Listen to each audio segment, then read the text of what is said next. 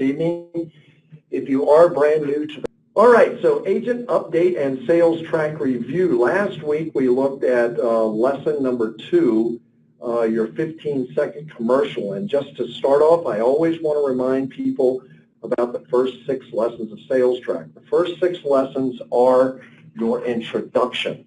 The first 6 lessons represents your first blush of speaking to a client. This is where you're going to introduce the program. Now, I know 6 lessons sounds like a lot when it comes to an introduction, but we break this down into very minute detail into each section that is involved with your introduction. Starting point, with whom do I start? That's making your name list. That's writing those out, categorizing those names into your hot leads, your warm leads, and your cold leads, and then going after it. As we have said many times, the most important thing you have to your business is your database. And second to that would be your telephone, utilizing your telephone. I know a lot of people nowadays like to send out mass emails, and I can tell you from my own experience and from what I've seen in the field, the mass emails really do not get the job done. You may get a little bit of traction, but you will annoy people. You'll have people that are signing off on you and basically saying, take me off your mailing list, if all you're doing is sending them emails. The more personal way to do this, the best way to make contact, is make a phone call to these individuals. Get them on the phone and take them through the process. The true starting point of the sales track 6 lessons is your 15-second commercial, which we reviewed last week. This week, we'll be talking about the use of qualifiers and tie-down questions. Lesson number 4 is your personal and or borrowed story. And number 5 is the litmus test. And number 6 is setting your appointment in stone. These 6 lessons have been developed over the past, 10, 11 years that we have been doing Worth Unlimited. They were actually developed earlier than that with another company that we operated, and we have geared this sales track towards Worth Unlimited.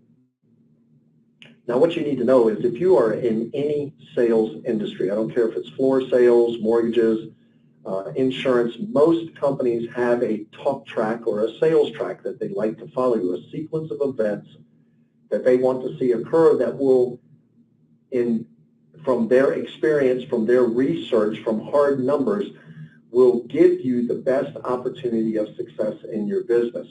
So please don't discard the sales track when you see it and you hear it.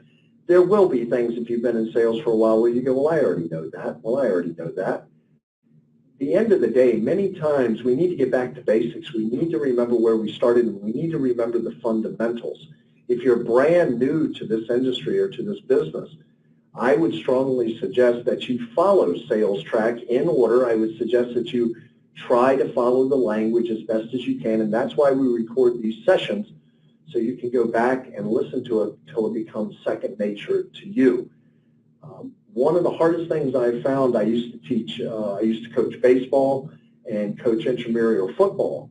And one of the hardest things I found was somebody that had developed bad habits when they first learned how to play baseball or how to play football. Trying to break those habits and teach somebody a good swing in baseball when they've already learned how to do a bad swing, or teach somebody how to throw or catch when they've already learned an improper methodology, it is very arduous to try to break that rhythm and what that individual feels is correct for them, and will give them the best opportunity for success. Same thing with football, with throwing the ball, running the ball, holding the ball, tackling. You have to look at this from the perspective that sales in concept is an art form. Salesmen, I have met true born salesmen, but I have helped develop a lot of salesmen as well. We talked about having an activity sheet, an activity worksheet with your starting point. And we do offer that activity worksheet for anybody that wants that activity worksheet. Setting up daily goals, weekly goals, monthly goals are very important to your success, and holding yourself accountable and revealing those goals to your leader, to your upline leader, and allowing them to hold you accountable for how many calls did you make this week. You scheduled for 75 or 100 calls this week that you were going to make. How many did you make? Well, I only made 75. The idea there is not to move the number down. Keep it at 100 if you only made 75, and keep trying to hit that 100. Keep trying to hit that 150. Keep trying to hit that 200. Whatever that number of calls is that you are trying to hit every single week. Now, if you hit the number, you hit 100, 150, 200, whatever your number is, then the idea there is to increase that number over the next week. Say, okay, now I know I can do 100 or 75 or whatever the number was. I'm going to go for 125. I'm going to go for 150. Then I'm going to go for 175. This allows you to perpetuate your business, move yourself forward. I do want you to understand something. Any business that is worth anything, any success that you achieve, comes from hard work. It comes from trial and error. It comes from a replicatable process that you duplicate over and over and over until you refine that process to where it's your language, it's your meter, it's your intention that is coming through. And once you have it down and you have it where it is second nature to you, then you become bulletproof. You have a path to run on. And I also want you to understand that sales track is also to give your client a track to run on. When we talked about the 15-second commercial last week, in short, the 15-second commercial is representative of what you do for a living. This is a condensed version of your occupation or offering designed to capture your prospect's attention. We talked about being creative with this. We talked about if you can throw the client a little bit off guard. You don't want to say things like, I am in debt elimination. I work for a company that helps people eliminate debt. I don't know any other way to say it. It just doesn't sound sexy. It just doesn't grab anybody's attention. I'm in the business of helping people fulfill their dreams and recognize their true potential, and I make great money doing that. Would you like to know more about that? The 15-second commercial should move your prospect toward setting an appointment. Everything you do in your introduction should move your client towards watching the videos and setting an appointment with you so you can do a couple things. Get their numbers for a short questionnaire and run their analysis. Now, you may be setting your appointment with the corporate office, but prepare them for the information that the corporate office is going to need in order to run their analysis. The reason I put for a short questionnaire is some people don't like the term financial analysis or analysis. So you can tell your client, you know, I can show you how this program works very simply if you have 15 minutes, 20 minutes that you can get with someone and let them run your numbers through a short questionnaire. Sounds a lot less intrusive, sounds a lot more inviting. With that having been said, I'm going to go to Dr. Joan Hackenstadt and find out if she has any commentary on the 15-second commercial.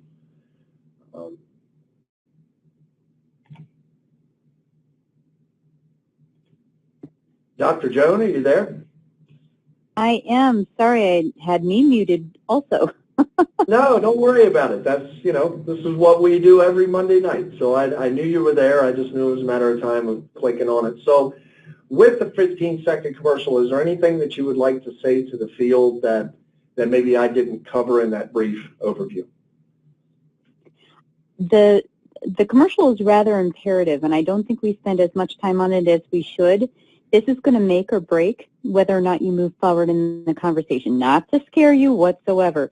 But I say that to say, make sure you practice on somebody. Get in front of your friends, your family, somebody that you trust, and practice on them. Ask them for feedback. Ask them to give you constructive criticism. Ask them what they would need to hear to move forward. And then you'll get some real good feedback to shape what you say in your commercial. I had mentioned this last week, just real quick, how I was always taught on commercials is you know how, identify a problem, well, I show how you provide the solution. So look in your local community. What's going on? Are the houses still upside down? Is it hard to build equity? What's happening in the market? Identify what the problem is and then show how we can solve that solution. So really, I would just say make sure that you have that commercial. You want to have multiple commercials so that you're ready in many different situations. You don't have to be perfect. You're going to mess it up. That's okay. I still mess them up today. It's not that big of a deal. The person didn't know what you were going to say. Just make sure that it's enticing enough and exciting enough to get them to ask more questions. And most importantly, don't become a fire hydrant where you just blow them away with all this information in your commercial. If they glaze over, you're talking too much. So fantastic. So Joan, in your context of you know how and then offer the solution, can you give everybody an example, one example?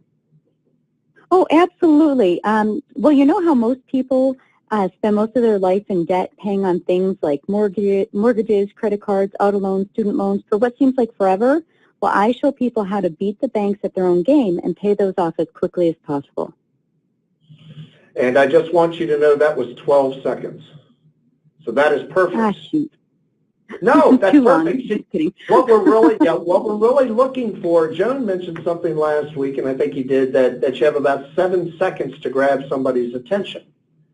And I think that's very real. We live in a fast food mentality now, and if you don't grab somebody's attention right out of the gate, chances are they're not listening anymore. They have already kind of tuned you out before you ever get to the crux to it. So I love that idea of you know how, because I think that grabs people's attention immediately. You know how in a lot of markets right now people are upside down.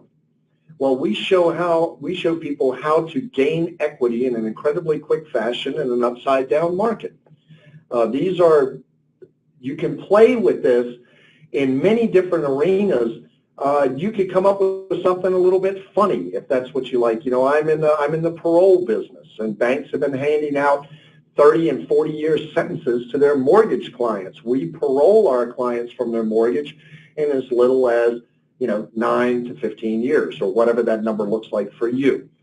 So I do agree with Joan, and I thank you for saying that. We don't spend a lot of time on that 15-second commercial, but be crafty with it, be creative with it, and make a point and make a statement with it. Thank you very much, Dr. Joan. I think that was very poignant, and I'll come back to you near the end of the presentation. Thank you so much. Sounds good. Thank you. All right. All right, so what are we talking about today? We're talking about qualifiers and tie downs. So what is the point of sales track? I mean, obviously, what is the point of all this training? If you don't get an appointment and if you don't move them towards getting their numbers, then you're wasting your time. The point is to move your client forward. Many times we get trapped in these conversations where the client is asking, well, how does this work? And how does that work? How does this work? And how does that work? And that can become very convoluted. That can throw you way off track with where you're trying to achieve. Keep it simple. Keep it sweet. Keep it to the point. And if they start asking questions, well, how does this work and how does that work? That is really a great opportunity for you to interject and say, you know what, I have tried to explain this to clients for years, but I have found the best way for you to understand how this program comes together and what it does is for us to show you. The first step in showing you how this program comes together is we run a free analysis for all of our clients. What we're going to need is things like your mortgage debt, credit card debt. We're going to need to understand your income piece. And then we will run a free analysis that will tell you, by utilizing the Worth Account program, what type of savings and how much time it will take you to liquidate your debt as opposed to your current situation of time and debt. So the point is moving your client always forward. Show, don't explain. Under no circumstances after delivering your commercial are you to launch into a verbal explanation of the product. We have said this for years. We have found this always to be true. And this even holds true for me. I've been around this product since its inception.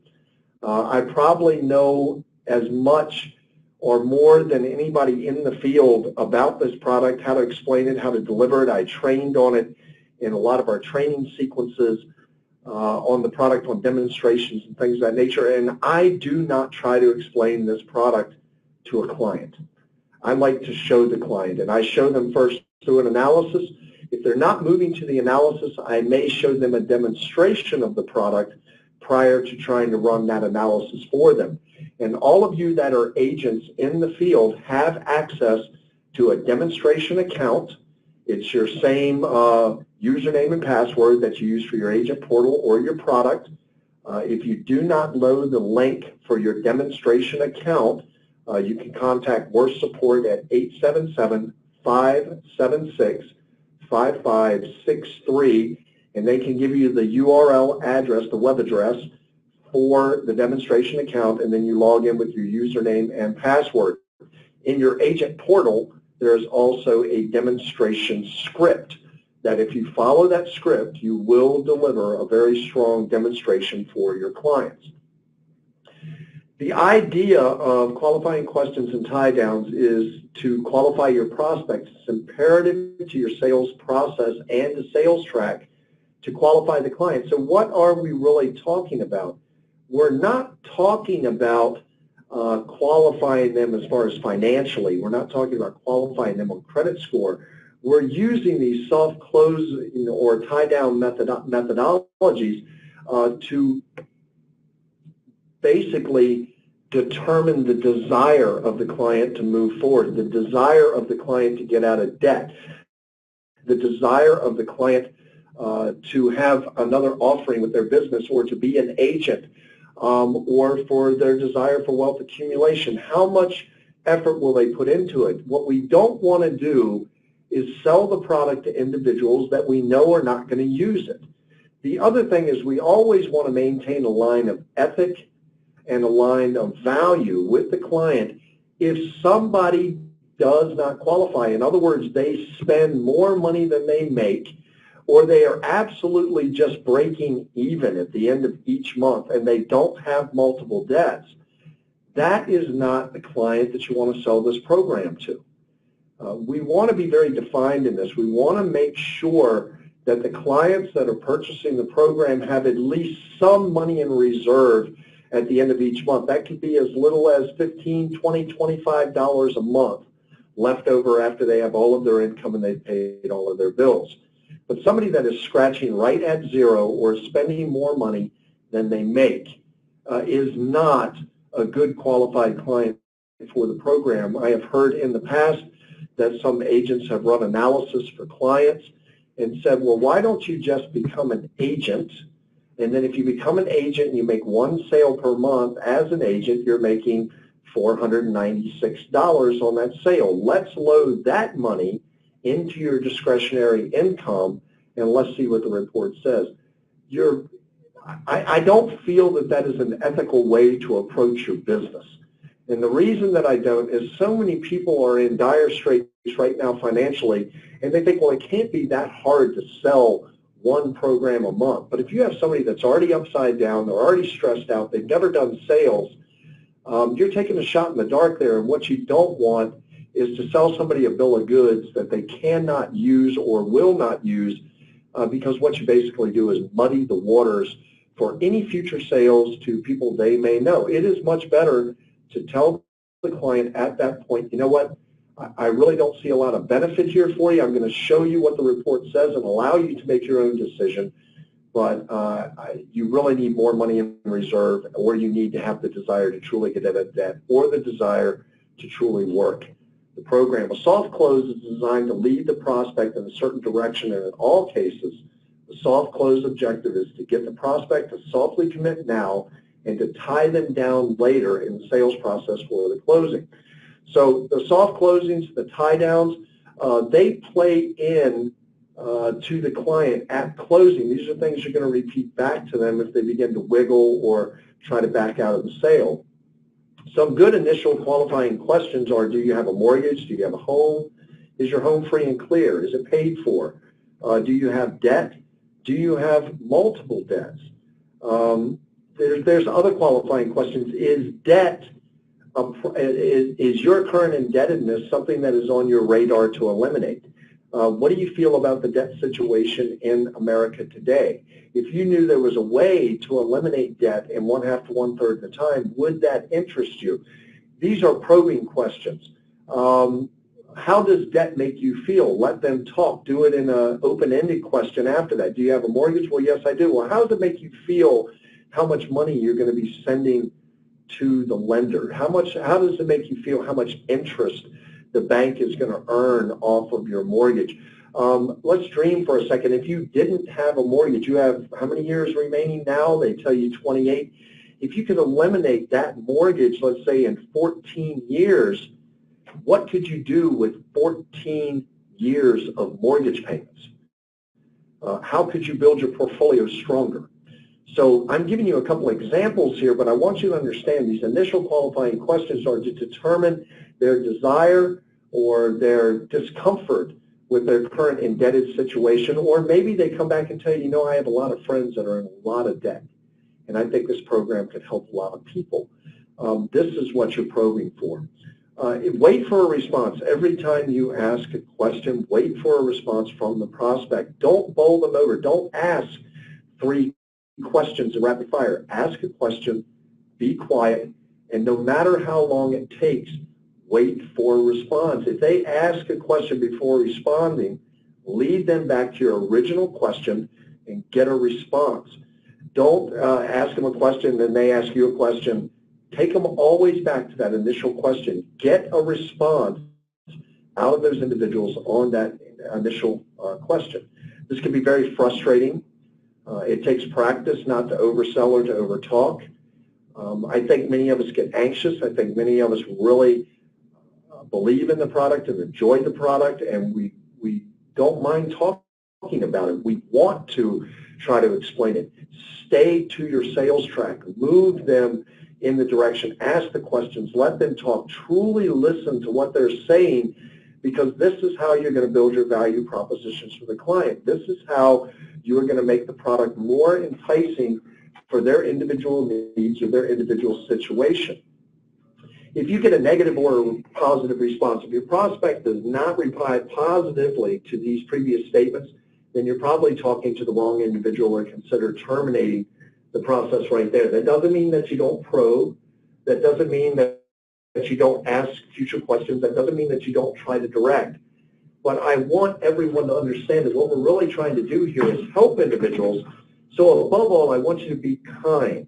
I want you to be polite. I want you to show direction. I want you to be confident in what you're doing. But I don't want you to try to convince people that this is for them. If they're just driving a stake in the ground, you know what, I've heard about this and it's not for me, maybe ask the question, what about it is not for you? What is it? What is the perception you have of this product that makes it so it's not for you? And you can hear things all over the map. You know, I don't like multi-level. I'm not good at running a budget. I don't like being held accountable for how I spend my money. All of these responses are things that you can actually respond to.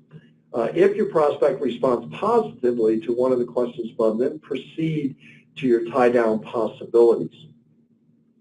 Okay, so tie-downs and qualifying questions. Would you like to pay off your mortgage and or other debts sooner or later? They've come back and said, yeah, debt is an issue for me. Would you like to pay them off sooner or later? I know that sounds like a ridiculous question, but what you're trying to do is get the client in agreement with you. You're trying to get them to follow suit. And if they've already said that debt is an issue for them, or they would like to get out of debt, or they'd like to find a methodology to be able to do it more simply than, you know, standardized budget or whatever that looks like, asking this question right here, most people are going to say sooner than say great. At that point, you can say, why don't we just set up an appointment? You don't have to follow every single step if the client is already playing ball, if the client is already moving forward with you. What if I told you I could show you or introduce you to a way to pay off your mortgage and other debts in 1/3 to 1/2 your current scheduled time? Would that interest you? Would that be a direction that you would like to go in? What if I could show you how to eliminate that debt in a fraction of the time? Would that interest you? Would that be worth your time to investigate? What you're doing is you're trying to build a picture for them that there is a solution, that maybe their situation is not nearly as hopeless as they may think their situation is. What you are trying to pose to your client is there are solutions, there are ways, there is technology out there and available that they can utilize that will make this march to debt freedom a lot simpler. If they're saying that they're looking at multiple properties, they're looking at wealth accumulation, the program provides that as well. Listen to what the client is saying to you. Many people will say, I don't like being in debt because I haven't taken a vacation in 5 years. Well, what if I could show you a way to eliminate that debt and free up the money you need so you can take a vacation next year? I have my kids that are getting ready to go into college. I don't know where that money's going to come from to get them into college. What if I could introduce you to a way to get that money saved for your kids to go to college? What if I could show you an avenue that you can charge through technology that is created to assist you in this realm? Would that interest you? Would that be something worth your time? Would that be something that you would want to move forward with? And whatever their responses are, make sure you're making notations of this, because these are going to be things that you're going to go back to later in the sale. Would you be better off today with the debts you have now or no debt at all? Talk to me about that. If you had no debt at all, what would it look like? If today, right now, you had no debt whatsoever, and I want each one of you to think about this in your own personal space. If you on this call right now, today, had no debt whatsoever, what would that mean to you? Would that mean a greater value to your community, to your family, to your lineage?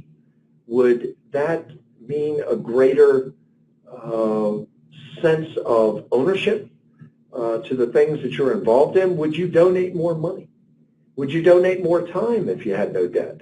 Would you be a better member of your community, a better husband, father, wife, mother, son, daughter? And the answer to those questions always is yes. So many people look at debt as just a necessary evil. It's just the expenses that I have to go through to live day to day. Well, I'm here to tell you that thousands of people nationally have completely eliminated their debt at this point. I was talking to somebody earlier today. I have clients that got on this product back in 2007. We're now in 2018, and they have just eliminated their debt this year. Some of them eliminated their debt 5 years ago. Some of them are scheduled to eliminate their debt in the next 2 years. And this is with life occurring in the middle. In my current situation, I'm about a year away from eliminating my basic debt of my mortgage. My cars are already paid for.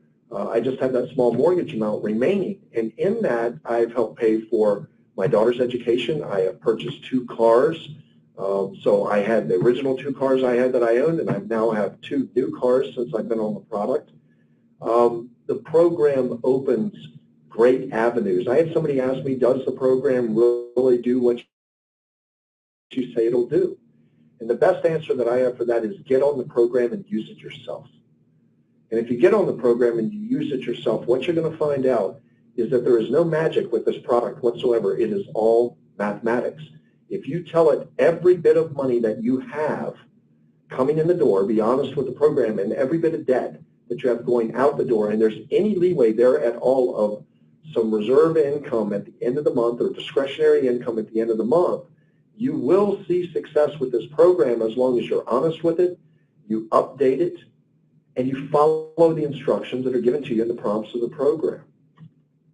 If you were debt-free today, how would that change your life?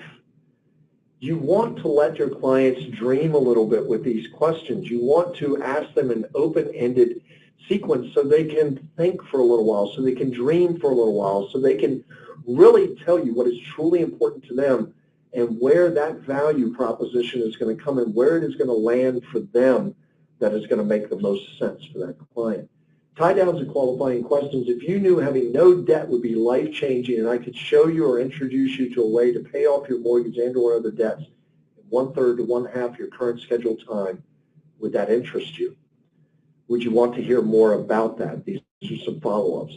Would there be any reason you would not want to know more? Would there be any reason you would not want to move forward with me? Everything that you're doing in these qualifying questions, these tie-down situations, is to lead the client to an epiphany of their own that, wow, you know what, yeah, I would love to get out of debt. Yes, being out of debt would be transforming. I could go on that vacation. I could pay for the education. I could increase my portfolio. Who knows? I might even be able to buy a second home. Your qualifying questions and your tie-downs are incredibly important in this introductory process. In fact, if you have a very strong 15-second commercial, you've only taken up 15 seconds. Your introduction should represent about 10 to 20 minutes of conversation maximum.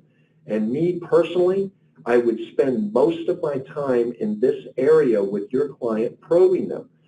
Have you ever done anything in small business? Have you ever tried to get out of debt before?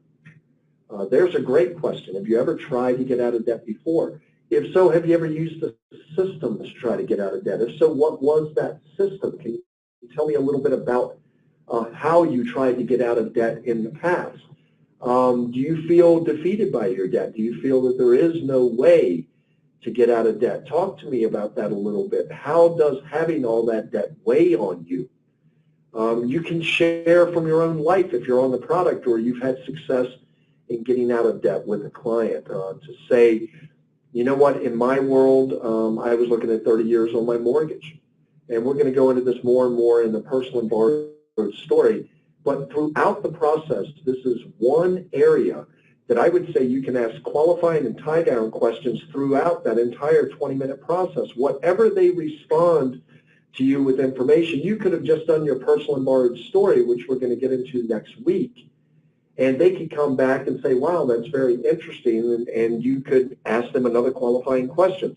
Does that sound like something that would interest you? Would you like to achieve the same kind of success that I've achieved with debt elimination? I used other programs. I tried other methodologies. I did not see any success in getting out of debt other than just, you know, a standard Excel spreadsheet that was not interactive with me. The Worth account is an interactive program, and it works interactively with you. Does that sound like something that may be more beneficial? Would you like to know more about that? Would you like to learn more about that? Would you like to spend some time with me to find out how Worth Unlimited potentially could change your entire financial landscape and put you in a position of financial freedom? Qualifying and tie-down questions are not a ploy. Qualifying and tie-down questions allow you to get information from your client to expose the true nature of what is important to them, to qualify their desire and put you in a position to truly be able to help them, to assist them, and move them forward. I'm going to bring Dr. Joan Hackenstad on. We're going to close here in just a moment, and I just want to see if Dr. Joan has any additional information that she would like to relay in regards to qualifiers and tie-downs or anything that she would like to remind the field of. Dr. Joan? Hi there. Excellent job, Mac. Excellent job. And you are absolutely right. Really, in that 15 to 20-minute conversation, most of your time should be spent on the tie-downs and qualifying questions. In fact, what I would suggest is practicing the 80-20 rule. 80% of your time is listening. 20% of your time should be talking. So 80% of the time the other person is talking, and 20% of the time you are talking. And the best way to do that is to ask questions. Those questions are going to help you stay in control of the sales process. It's going to allow you to really get to know your prospect, find out what makes them tick, find out their hot spots, find out what's important to them, find out what stories you need to tell later, which we're going to talk about in a week or two. It gives you clues as to how you're going to close them. You can use these questions to guide people down a path. Really, questions are one of the most important things that you can use.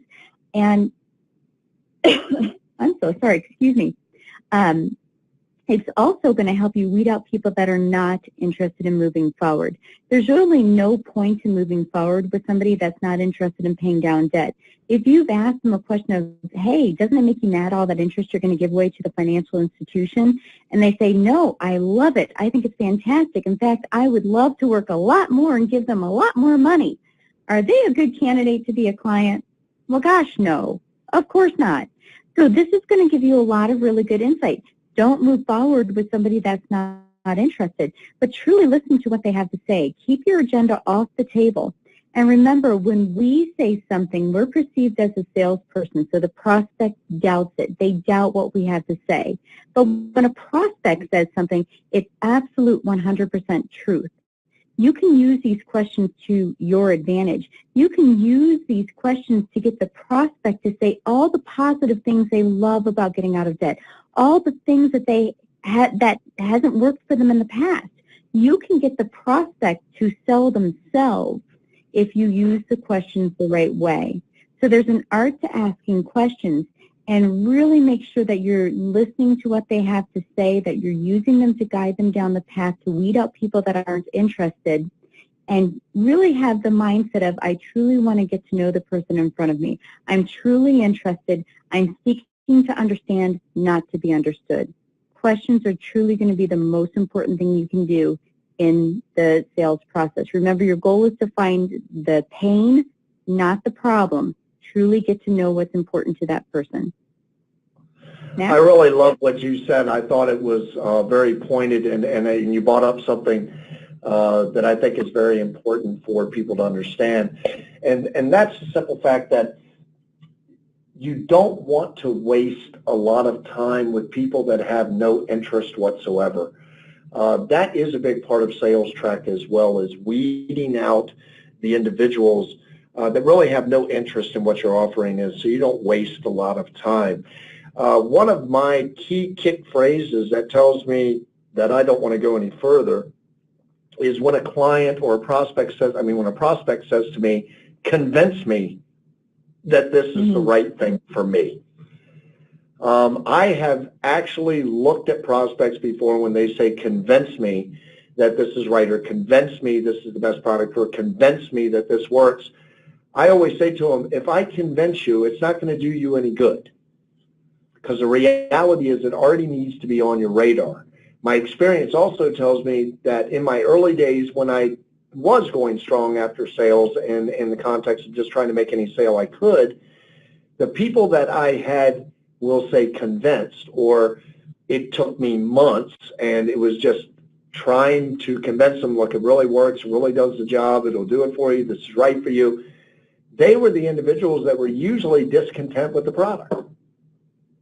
The people that sell themselves, if you ask the right questions, and I learned this through a process because I had to start where many of you in the field are starting, and I don't know if you all realize that, but when I started trying to sell the product, no one had ever sold this product before. It was brand new to the market space. So I had to figure out sales track. I had to figure out what questions do we ask. I had to figure out how do you tie somebody down and bring them back. And what always shined to me was these qualifying questions and tie downs, because if I had to put myself in a position of convincing, it was an arduous sale, and it usually never came out. They believed what they wanted to believe. But I love what Dr. Jones said. If you can get them to talk about the irritation of debt, if you can get them to talk about why that is a problem in their life, or why they would want to eliminate it, or all the great and positive things about debt elimination, if you can get them talking about that, they will begin to sell themselves, and they will set you up for a very strong closing.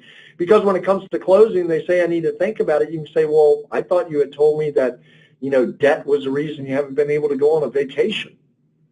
You can remind them of these hot spots, these value propositions that they have that meant something to them in the early stages of your conversation with them. Now you're showing them the hardcore reality of what they can do with the product. And if they waver either way, you can even say to them, you told me out of your own mouth. It was your decision to move forward. It was you that said that you wanted to get out of debt. And now you can get down to the real, well, I heard there's another program on the market that's cheaper. I don't really have $3,500 to invest. These are easy to overcome, and as we go through this training, we are going to do a section on overcoming objections. So I do want you to know that is forthcoming in your training. I want to thank everybody for joining us this evening, and Dr. Joan, I want to thank you for your time, for your insight. You're always such a pleasure on the call. You've had great success with this business, and I really appreciate everything you do and everything you say. Qualifying questions and tie downs are an integral part of setting up the sale and must be practiced. Do not be discouraged when you hit a wrong note. Kick the ball in the wrong direction or place paint in an area that it's not intended to go. This is all part of the learning and practice process. As you develop your skill in the art, your outcome will improve. Just hang in there, take notes, and learn from your mistakes. I want to thank everybody for joining us this evening for Qualifiers and Tie Downs, Sales Track Lesson number 3. And if you have any questions, comments, or concerns, you can reach out to me directly or reach out to Worth Unlimited support at the emails and phone numbers listed there. I want to thank you for joining us for the Worth Unlimited Agent Update and Sales Track Training Qualifiers and Tie Downs for August 6, 2018. This is Max Saunders, your National Sales and Training Director, with partner Dr. Joan Hackenstad. And let's get out there and do it big. Let's get out there and do it right. But at the very least, let's get out there and do something right now. This is Max Saunders saying bye-bye for now.